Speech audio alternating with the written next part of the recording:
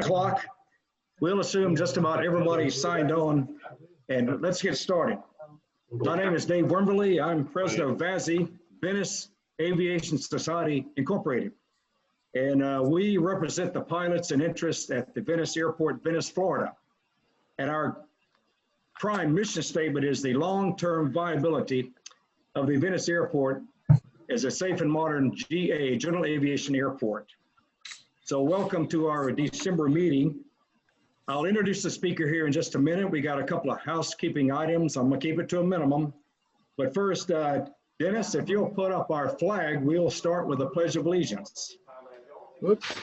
So everyone in unison, this gets a little discombobulated, but let's go with the Pledge of Allegiance.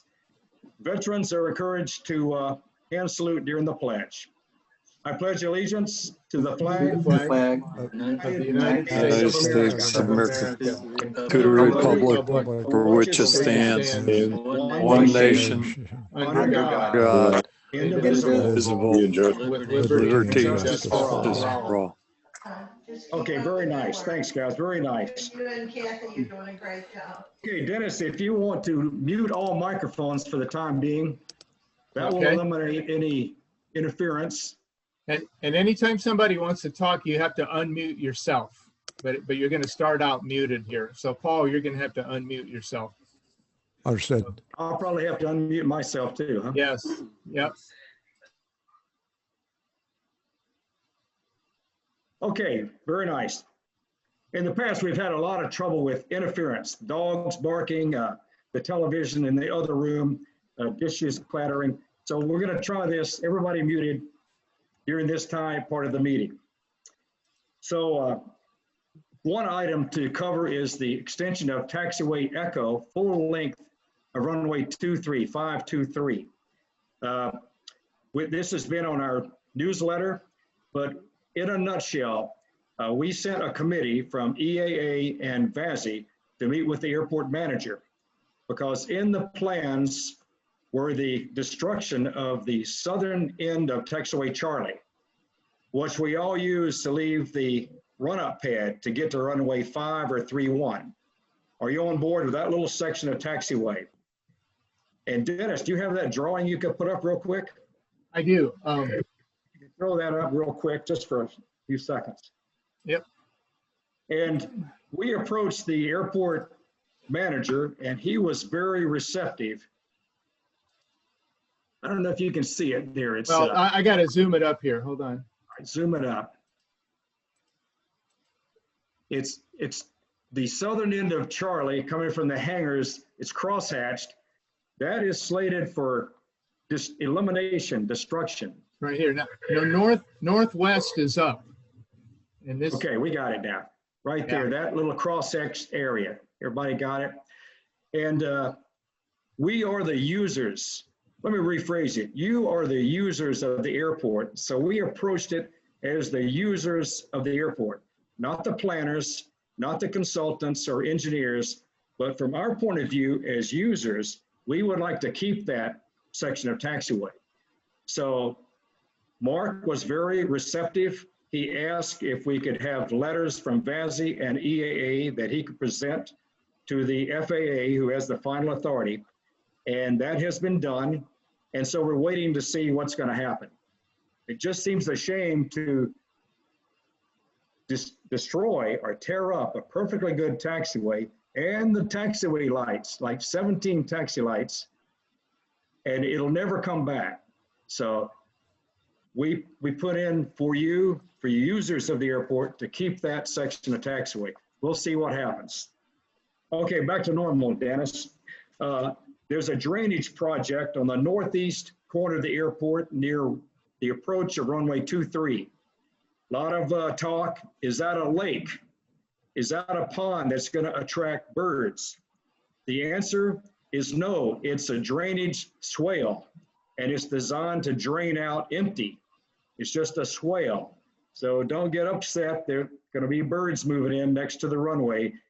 It's part of the drainage off of Highway 41. And it's the money for this project is state and airport. So 80% state, 20% airport, 80-20. Incidentally, the taxiway, that's an FAA project. 90% FAA, 5 state, 5% airport. 95-5. Remember those numbers, it's easy. 95-5 or 80-20. That's how projects go. Okay, my last thing before we get to the program, VASI dues. This is the dues season. We sent out letters through our email system, and we've had a good response. We also sent letters to our corporate entities here on the airport and the surrounding area. Good response.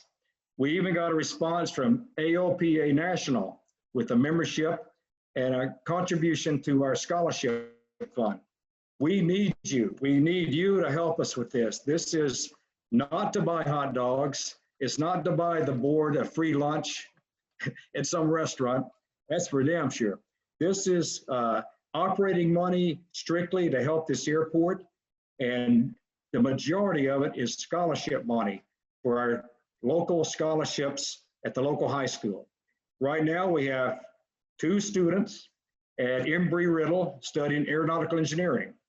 We would like to continue with the scholarships, and it's vital that we collect the dues. On our website, it's easy to pay with PayPal or with your credit card. If you want to send us a check, that's fine. And if you see me bouncing around the airport, I'll take greenbacks, real money. But please step up to the plate and pay your VASI dues. We're here for you as users of the airport to represent you at the airport director's office, and just as importantly, downtown at the City Hall council meetings. So that's the end of my spiel for VASI today, this morning. I want to introduce our speaker of the evening. And remember, Paul, when it's your turn to talk, you're going to have to unmute your mic, okay?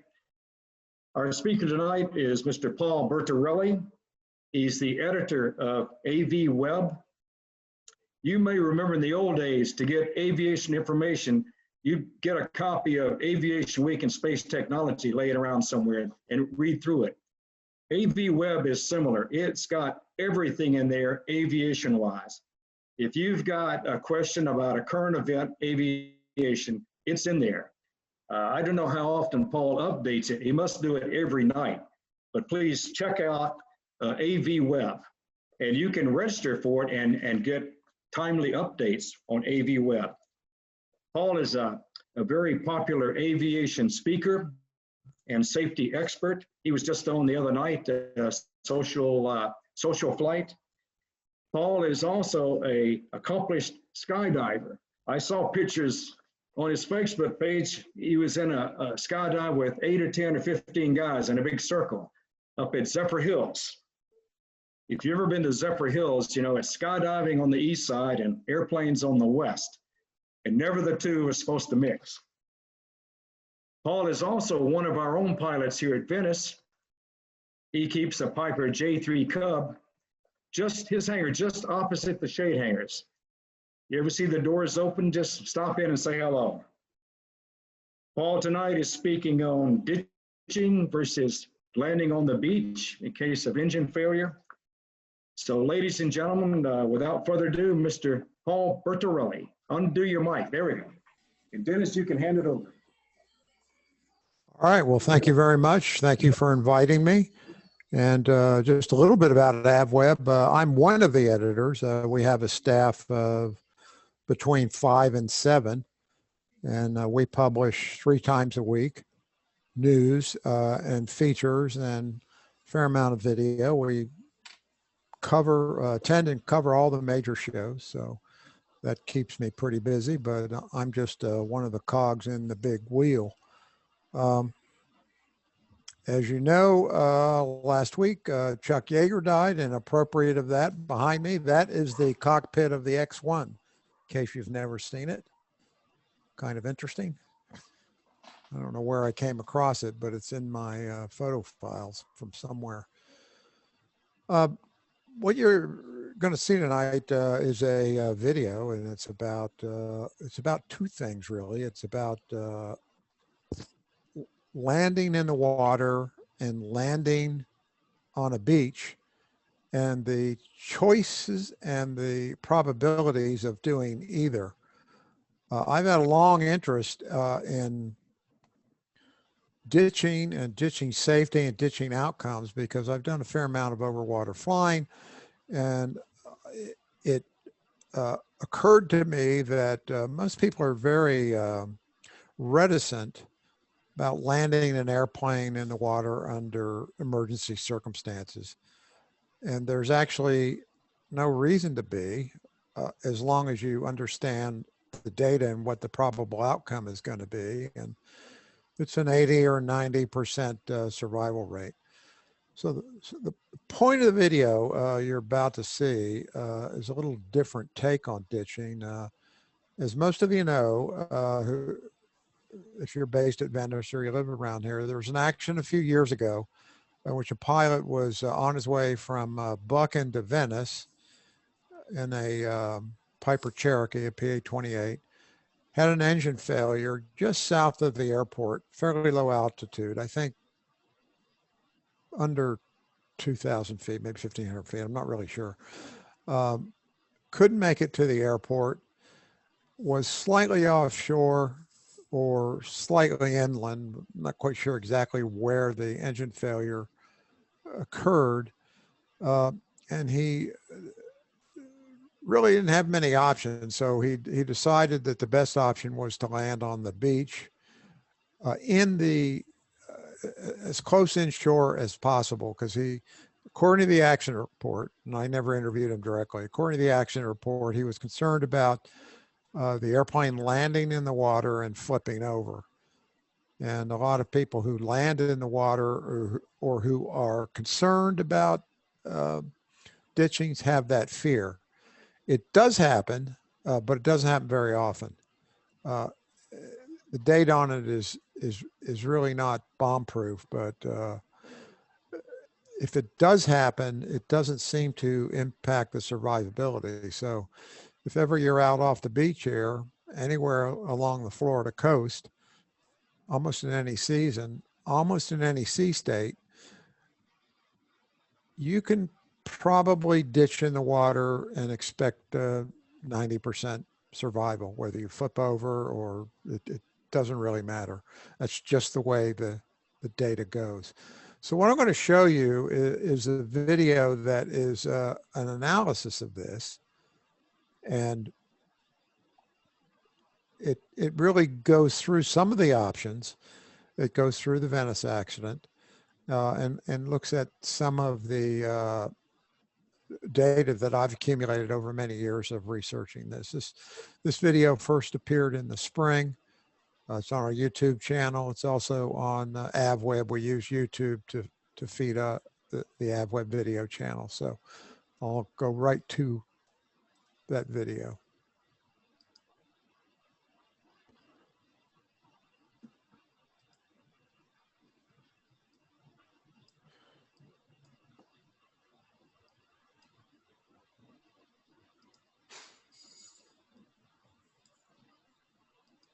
You know, one great thing about living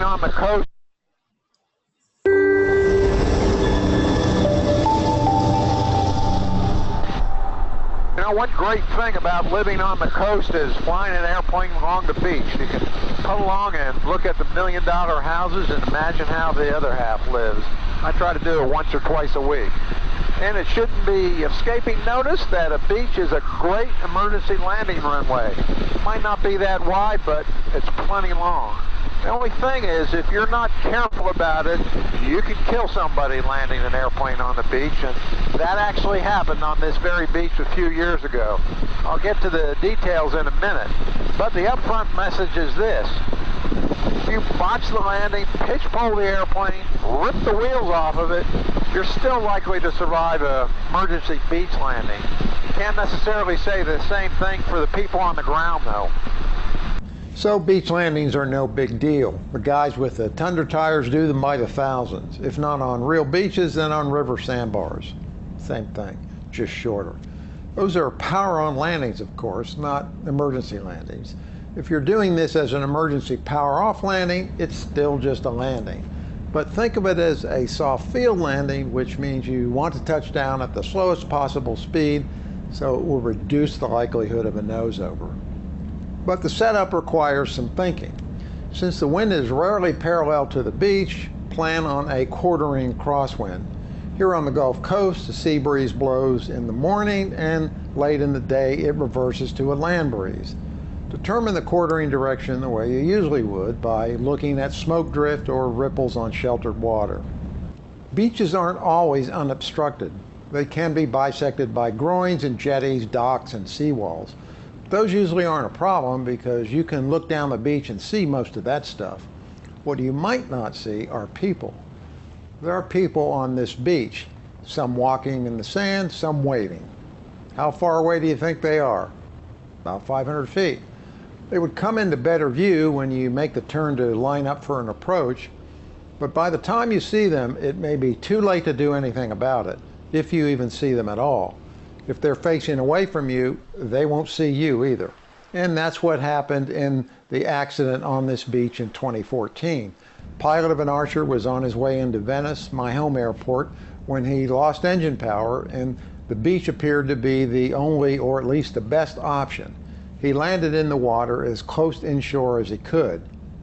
But there were people on the beach, and the pilot either couldn't see or couldn't avoid a father and his young daughter waiting in the surf, and the airplane struck them when he touched down.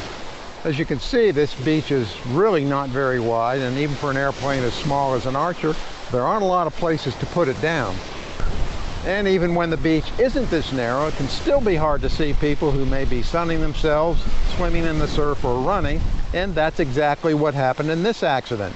This accident occurred in 2010 when a Lancair experimental lost an engine over the Atlantic and glided to an emergency landing on a beach in South Carolina.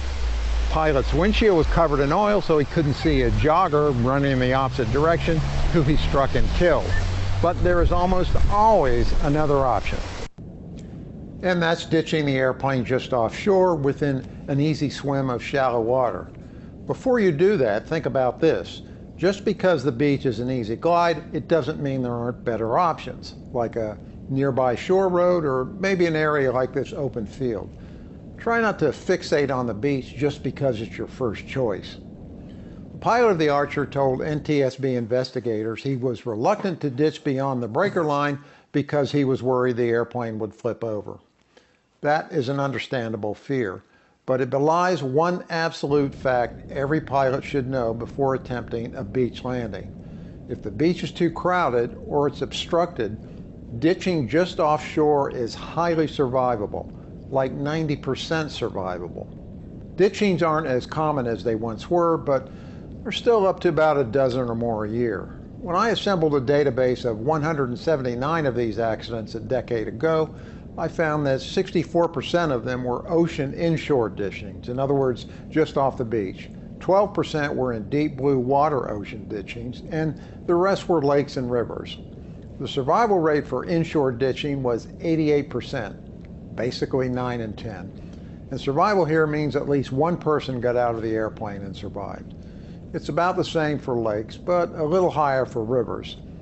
The report suggests the unsurvivable accidents were more crashes than controlled water landings, so the survival rate is probably higher than 9 in 10. Pilots worry about not being able to get out of the airplane after it goes into the water, or that it will sink like a stone. This has happened, but it's almost too rare to factor into the risk matrix. Flipping or pitch poling is also a demon for many pilots. Again, it does happen, but the egress rate, the ability to get out of the airplane, is 92%. Getting trapped and going down with the ship is rare. Remember, when that airplane hits the water, one thing kicks in right away: adrenaline-fueled motivation. You can improve your already high egress odds by remembering a few things. First, get the seat belts as tight as you can stand them, for everyone. Secure any loose objects as best you can. If possible, open a door. It's unlikely to get jammed on impact, but opening it will prevent that and allow the airplane to partially flood, so the door will be easier to open fully for egress. It's not uncommon for windshields to cave in and flood the cabin almost instantly. Be ready for what's called cold water gasp, the reflexive tendency to inhale deeply when exposed to a cold dunking. Wait until the airplane comes to a complete stop, then open the door first, then release the seatbelt, not the other way around. Remaining belted in gives you purchase you might need to open the door. Keep your wits about you on the touchdown. Speed equals energy, and the less you have of that, the lower the likelihood of a flip over or a violent landing. Use full flaps and touchdown as slowly as possible. A drop in from a few feet is better than a fast skip, regardless of what kind of airplane you're flying. It's a misconception that high-wing airplanes are more likely to flip than low wings. Out of the 179 ditchings, only one flipped, according to the accident data. But the accident reports often lack detail, and sometimes the pilots can't even remember what happened, so the real number of flipovers is probably higher. Doesn't matter. The overall survival rate is the same. In fact, high-wing airplanes were underrepresented in the fatal accidents. High wings were involved in 49% of the ditchings, but only 27% of the fatalities. This is what an almost textbook offshore ditching looks like. The pilot survived, no one on shore was hurt. It happened off Ocean City, Maryland last year. Did you catch the mistake the pilot made? We'll come back to that. And anyway, landing on the beach isn't always a picnic either. 2 weeks after the Archer crash in Venice, this Pitts put down on a beach near Sarasota, a few miles north. Obviously, it flipped on landing. Both people got out with only minor injuries. This is pretty typical of why they flip. The nose whale digs into the soft sand and over you go. Well, this time not quite. This Super Cub towing banners landed and nosed over on a beach in California after the engine quit. Minor injury because the airplane struck someone walking on the beach. You can reduce a chance of a flip over in a nose gear airplane by holding that elevator full nose up, as long as you can until the airplane stops, just like you're supposed to do on a soft field landing. When pilots discuss ditching in a retractable gear airplane, you'll hear some of them say authoritatively to leave the gear up. Others say put the wheels down. I say the data shows it doesn't make any measurable difference because ditchings are almost always successful. Back to the Ocean City ditching. This is a 172 RG and the pilot ditched with the wheels up. Had he lowered the gear, it would have been a straight leg 172 and pilots ditch them all the time and survive. And the mistake he made? No flaps. Definitely always use flaps in a ditching. This pilot of an RV-7 made the same mistake. Landed fast and flipped. He had just been involved in a mid-air collision and may have been too rattled to remember the flaps, or the aircraft may have been damaged. He still survived with minor injuries. What about going for the beach in a retractable gear airplane? Gear up or gear down? I don't know.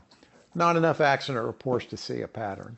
My gut feel is to leave the gear up, but use full flaps. So now the takeaways from all this. First, both beach landings and ditchings near the beach are highly survivable, probably close to 100%. So I see a couple of ways to look at this. One, when the emergency occurs, make ditching the go-to plan. Then as you get nearer to landing and the beach looks good, just do a simple sidestep and land on the sand. Or reverse it. Make the beach plan A and sidesteps to the water if there are people about. The point is, don't be afraid of the water. Yeah, you'll need a new airplane and your iPhone will be trash, but that's better than killing or injuring someone on the beach. The burden of that will stay with you for a long time. One last observation. This Cub of ours is 82 years old. The engine is newer, but not much. It can run on regular old car gas or on 100 low lead avgas. If I ran it on car gas, it would save me about $7 or $8 an hour.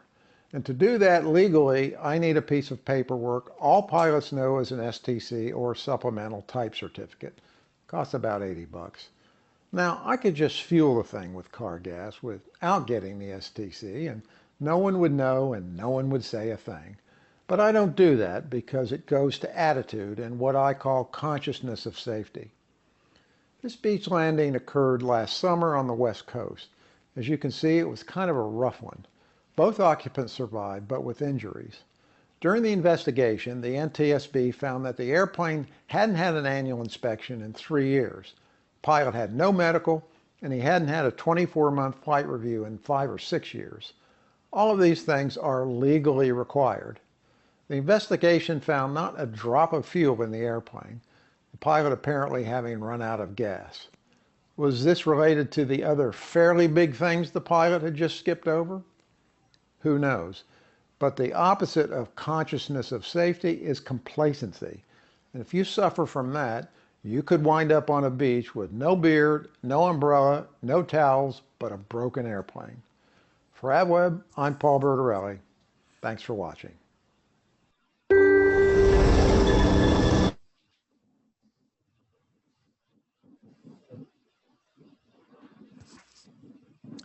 So, I've thought about this for, I don't know, 8 months or so. I don't really have any other different thoughts. The data is the data. And I think it's the most important thing is to take this stuff on board and think about it before you need it. Because if you're coming off of runway 23 at Venice, you're always pointed at the water and you're always likely to be low. So it's a high probability if you have an engine failure after takeoff, the water is going to be the most attractive option. And of course you can make the turn for the beach, but as I pointed out in the video, there are definite hazards in doing that.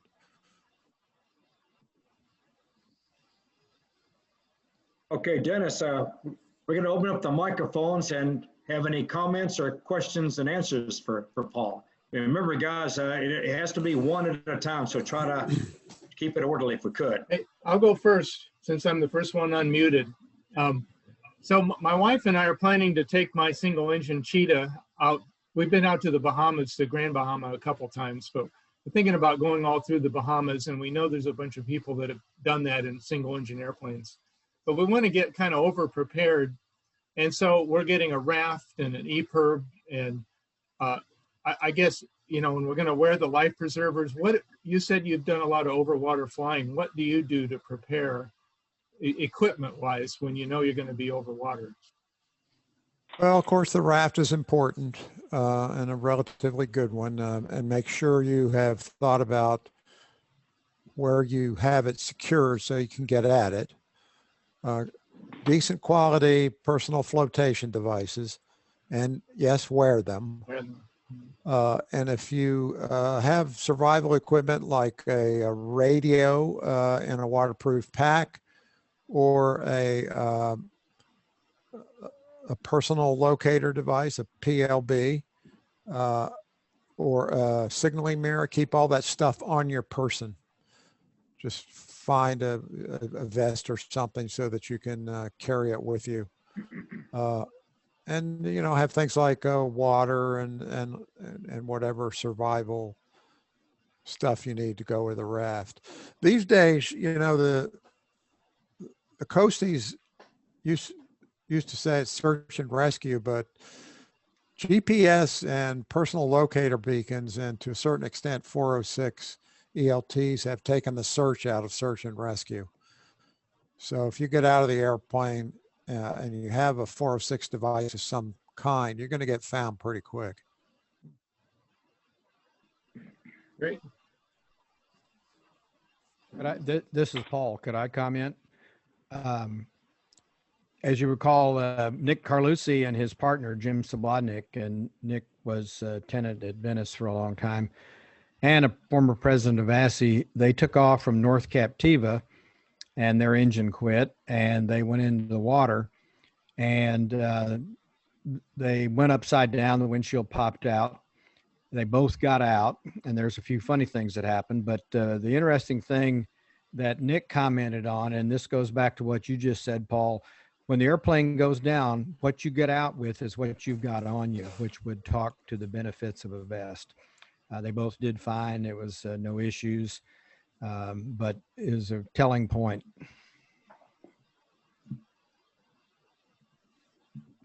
I have a question. Since most of us live in this area and we have choices of, I mean, if we do have choices, we would have the intercoastal versus along the shoreline. Is there any preference between those two? You know, I should have mentioned that in the video because a couple of commenters on YouTube mentioned that.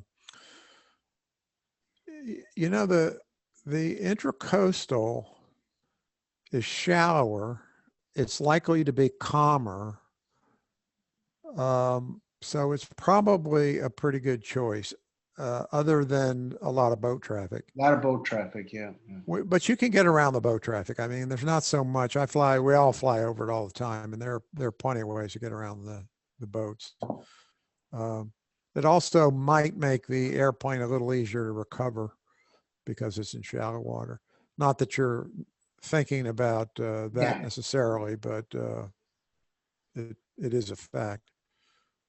And the other thing I didn't mention in the video, there was one point where I flew over that large field that's kind of south of Venice. It's got, it's certainly long enough to accommodate a light aircraft. It's got some small trees in it. That wouldn't be a bad choice either.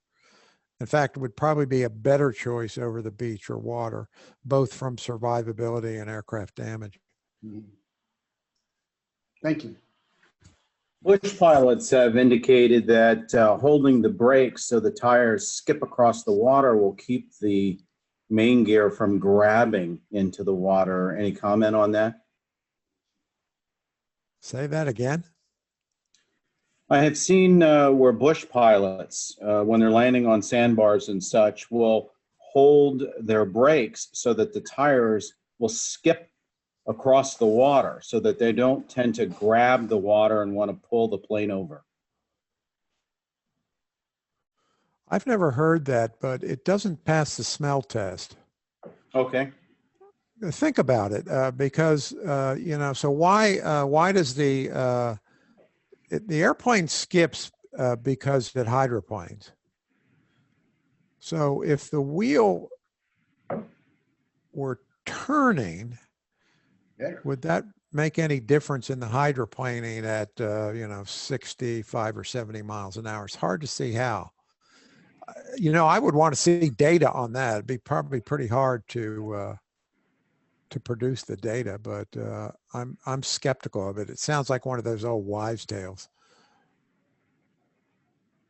This is Dick Morrell. I've seen videos that are online about the Super Cubs with big Tundra tires, and they claim they touch down in the water just short of the sandbar and then coast on up. And they seem to work more like skis than wheels.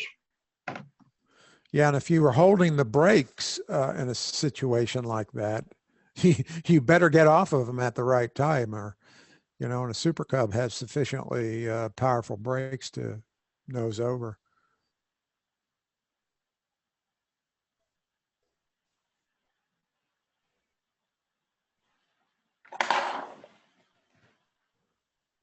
Anybody else? Yep. Paul, I have a question, and I actually put it up in the chat. I don't know if you can see it, but I think you mentioned an 88% survival rate for inshore ditching. How does that compare to offshore ditching, and how do you define one over the other? Yeah, I explained it a little bit. I think I'm going from memory here. The offshore was 82%, and the offshore is generally deep, what I call blue water. And these are mostly ferry pilots or oil patch pilots, that sort of thing. So the difference is significant. It may be measurable, and I say may be measurable because, you know, the data here is problematical because of NTSB accident reports aren't the best for accuracy. And even if they are accurate, pilots often don't remember what happened. So there's just a lot of fuzziness in the data. But the really unsurvivable blue water ones are, the one I remember most vividly was a North Atlantic ditching. It was at night during the winter in about 20-foot seas. And the pilot, I think there was a fuel issue or something, he knew he was going to run out of gas. This was south of Iceland. And he got SAR out there. The Coast Guard was out there and with a C-130, and they were able to put flares down and they illuminated everything, but he hit the seas wrong and just disappeared without a trace. So that's like the worst nightmare. Yeah. Can you also explain, there was a comment in your video about egress rate, and I think the comment was for at least one passenger. Do the survival rates also include the passengers if you have a plane full in a 4-seat plane?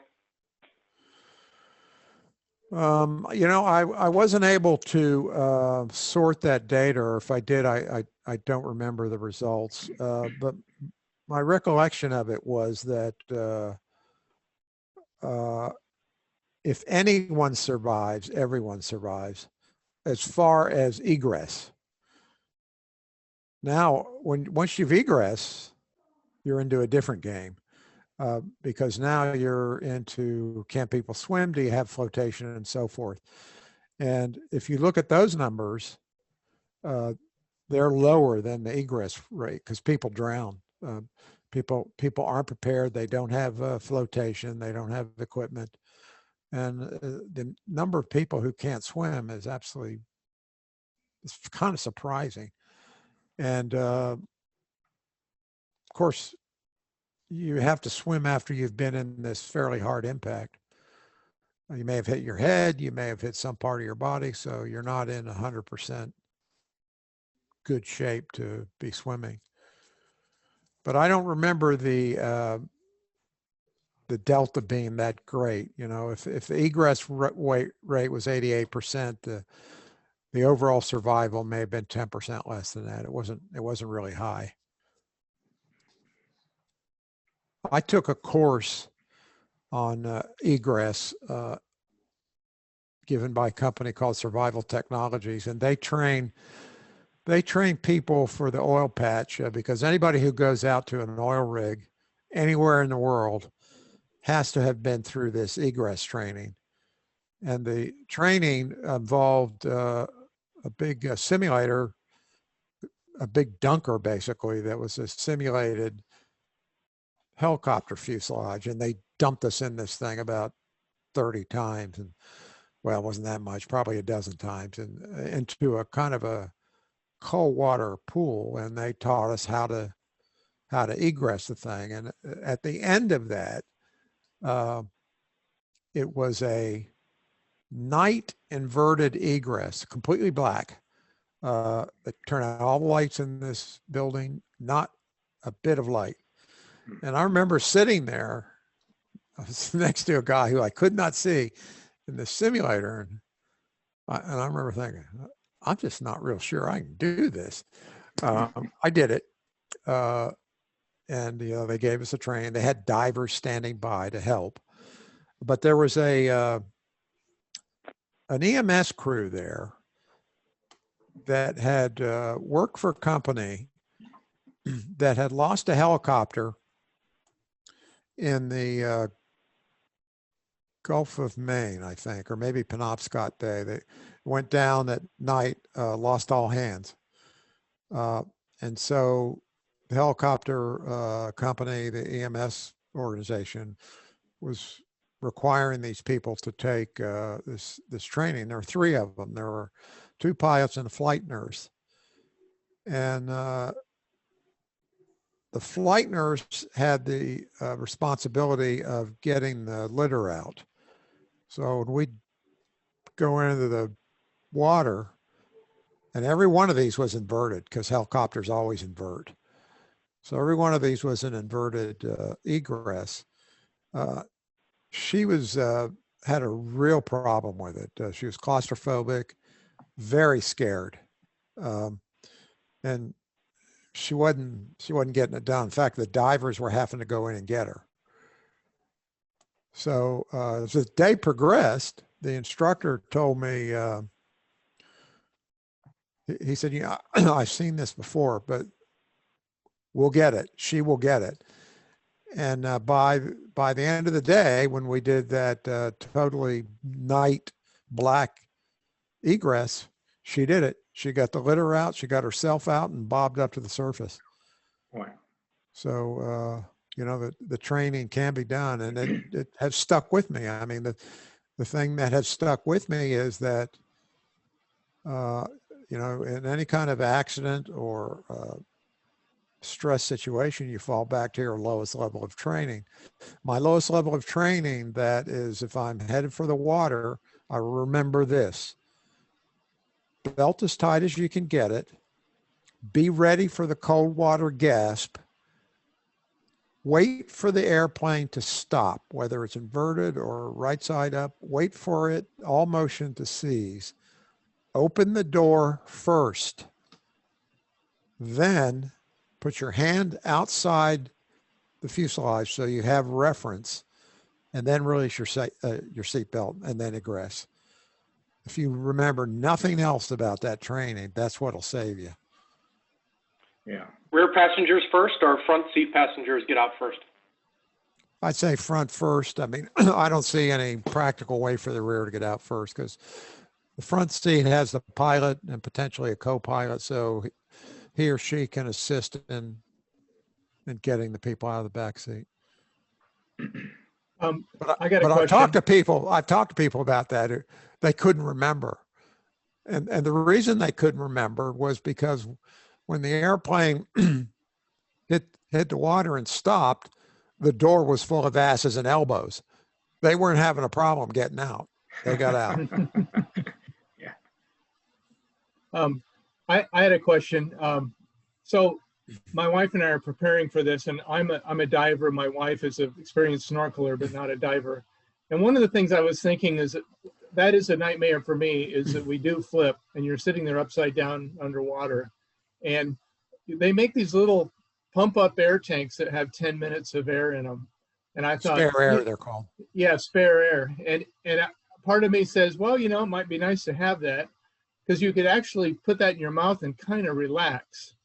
But on the other hand, I'm wondering if we could be possibly in the right sense of mind to think, I got to put this thing up to my mouth and breathe through it.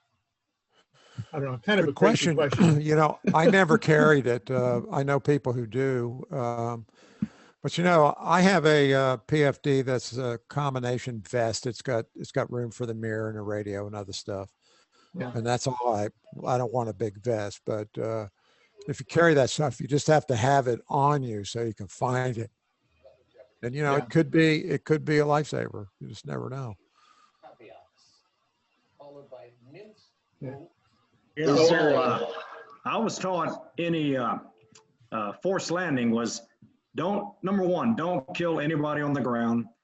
Number two, try to save your own life. And three, the airplane, well, the insurance company, they already got it. So if you can save it, good. But your program kind of reiterates that. Don't kill anybody on that beach. We're over the beach all the day. And I've got an RV8, and supposedly they don't do well in the water. So I'm watching the beaches all the time, but man, you don't want to kill anybody on the ground. That would be just a nightmare. Yeah, it would. Hey, Paul. Mm-hmm. John Mokel here.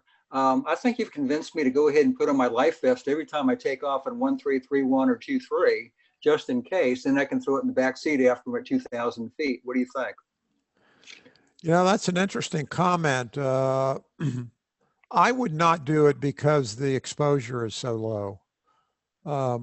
And you have to make the trade-off against the distraction of doing that, you know, and the hassle of doing that. Yeah, and it was kind of I was really saying that in jest, really, because, but if you're going to be offshore any distance, you know, I have 2 life vests in the airplane, but typically I keep them in the baggage department, which isn't going to do you any good unless you try to get back there. No, definitely want them on the back seat. Yeah, in the back seat there. So this has really convinced me to, anytime being anywhere close to thinking about a water landing, by having those readily available. Yeah, and it also some of it depends on how good a swimmer you are. A question popped up about a CO2 auto inflate vest. Yeah, you do not want auto inflate because you get if it inflates in the cabin before you get out, you may not be able to maneuver around it. You know, the old airline briefing always says don't inflate until you're outside the airplane. That applies here too. But that doesn't mean it can't be inflatable. It's just not auto inflate, right? Right. Is there any place here in Florida to take that egress training, or do you have to go up north? There used to be a guy called Stark Systems, I think, and he was actually somewhere in the Panhandle, and he had a traveling show. Let me just look real quick.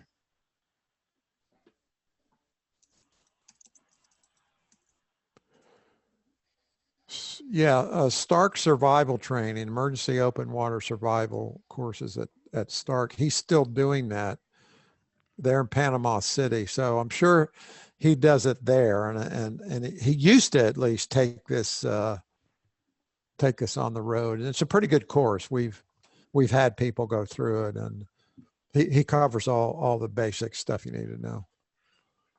You know, I think it's worth doing. I mean, it's private pilots and owner operators are just chronically undertrained, and this is just another kind of training that really informs everything you do, and it informs how you make risk assessments. Well, my name is James Sterling. Great video, great discussion so far. Thank you. This is great. Knowing what you know about ditching, survival rates, et cetera, would you be comfortable flying or crossing the Great Lake in a single, or would you always go around? No, I've crossed. I usually, go into Oshkosh, and you can get high enough actually to remain within gliding range of Lake Superior, for example, or Lake Michigan, which is what you cross going to Oshkosh. Right. If not, and I've crossed it at 3,000 feet or something, I would always have the raft or at least PFDs. A friend of mine, this is many years ago, we went to Oshkosh in his Bonanza. And, Oshkosh got a little bit weathered in, so it was insane. They were flushing people out on special VFR, which is crazy, but that's what they were doing. So we went out at about 300 feet. So we got to the shoreline of Lake Michigan at about maybe 500 feet, and there was cloud cover above us. So we got most of the way across the lake, and it occurred to me, I said, what do you have for flotation in this airplane? And he said, this styrofoam coffee cup. And I sort of made a note to myself, don't do that again. Not good. Yeah. Split it in half. Yeah. But, it was one of those things where it's a classic example of you get all distracted from the stress of doing something you probably shouldn't be doing anyway. You get in a hurry, you're determined you're going to leave, and the next thing you know, you're in the water with a styrofoam coffee cup. Yeah. In fact, after that, he actually got PFDs for the airplane. I shamed him into it. Thank you. A question from Richard Merrill. It said, if you have a choice of mangroves or shallow water. Mangroves, that's a good question. Well, mangroves are basically in water, aren't they? On the shore.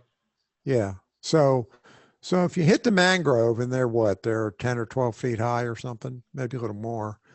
So if you hit that, you're going to end up in the water anyway. So I think I'd go for the boat, go for the water. Plain water, yeah. Because people have asked me, okay, what's the higher percentage if you have an engine out landing in as slow as you can in a heavily wooded area, you know, and settling it into the trees, or landing in the water. And if I had the choice, if there's a river right next to the trees, I'm going for the river, because I know those numbers. I could never really get them on the tree landing. But a friend of mine, Bob Martens, who used to work at the FAA as an accident prevention counselor, he said he wasn't so sure that the trees weren't a higher percentage. Could be. It doesn't feel right to me. The good thing about the water, though, is not going to be any fire. Yeah. In the trees there could be. So Yeah. You might also be. There was one ditching it was funny. I called it the Stanley Lord event. If you know who Stanley Lord was the captain of the Californian, which was the passenger liner that watched the Titanic shoot rockets up all night and never went over to investigate what was going on and just steamed away. Well, one of the pilots, I think he was in a 150, he ditched, and he saw a boat, and he got near the boat, and he ditched near the boat, and the boat just motored off.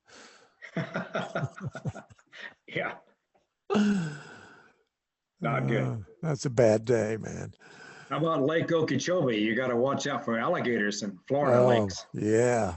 Yeah. That would worry me more than anything. Yeah. It'd be nice and warm, but man, there's some critters in there.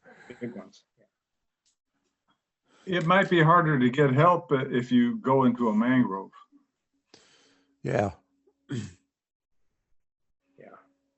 Plus, aren't mangroves protected species? You get a fine from the EPA. Yeah. Okay, guys, any more questions, comments? We've kept Paul pretty busy here for a while. We'll start to wrap it up. Want to thank everybody for showing up. For sure want to thank Paul. Cena and I will arrange a very nice gift for you. We'll get it to you direct from VASI.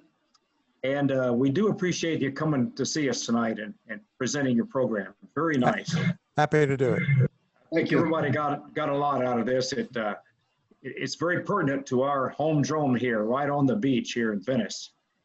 So guys, take a look at your dues. If you haven't paid up, we would really appreciate it. We're pushing hard. And remember, most of it is for scholarships to help some young kids. The last 2 or 3 have come right out of Venice High School, local kids, and they're very sharp, super sharp kids, and they need all the help they can get this day and age. So without further ado, we'll call the meeting is over. Thank you very much. Thank you for coming. Thank you. Good night, everybody. Thank you, Paul. All right, thanks a lot.